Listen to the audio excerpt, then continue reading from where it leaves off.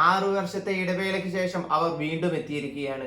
ചിലതൊക്കെ കാണിക്കാനും ചിലതൊക്കെ പഠിപ്പിക്കാനും വേണ്ടി. ഞാൻ പറഞ്ഞു വന്നത് ബാർസലോണയെ കുറിച്ച് തന്നെ. ബാർസലോണ ചാമ്പ്യൻസ് ലീഗിന്റെ സെമി ഫൈനലിലേക്ക് വീണ്ടും എത്തിയിരിക്കുകയാണ്. ഇന്നലെ ബൊറൂസിയക്കെതിരെ 3-1 പരാജയപ്പെട്ടെങ്കിലും ചാമ്പ്യൻസ് ലീഗിന്റെ സെമി ഫൈനലിൽ എത്തിയിട്ടുണ്ട്.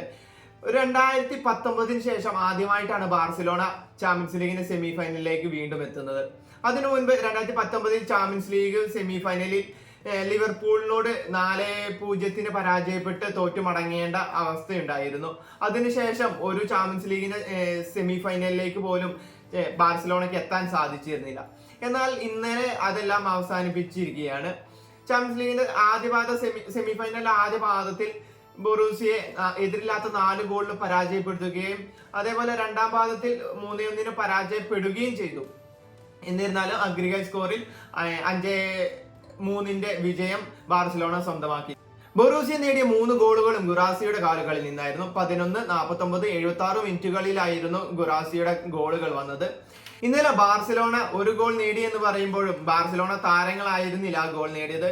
ബൊറൂസിയയുടെ മറ്റൊരു താരം ബെൻസബേനി ആയിരുന്നു. ബെൻസബേനിയുടെ ഓൺ ഗോൾ ആയിരുന്നു ബാർസലോണയ്ക്ക് ഒരു ഗോൾ സമ്മാനിച്ചതെന്ന് പറയാം. പണ്ട് ചാമ്പ്യൻസ് ലീഗിന്റെ സെമി ഫൈനലിൽ ആൻഫീൽഡിൽ വെച്ച് ലിവർപൂളിനോട് 4-0 പരാജയപ്പെട്ട് മടങ്ങിയ ഒരു ബാർസലോണയല്ല ഇന്ന് ഉള്ളത്. അതുകൊണ്ട് ഒരു കപ്പ് പ്രതീക്ഷിച്ച് എത്തുന്ന ബാർസലോണയെ എന്തായാലും എതിരാളികൾ ഭയക്കണമെന്ന് വീണ്ടും വീണ്ടും തെളിയിച്ചുകൊണ്ടിരിക്കുകയാണ്.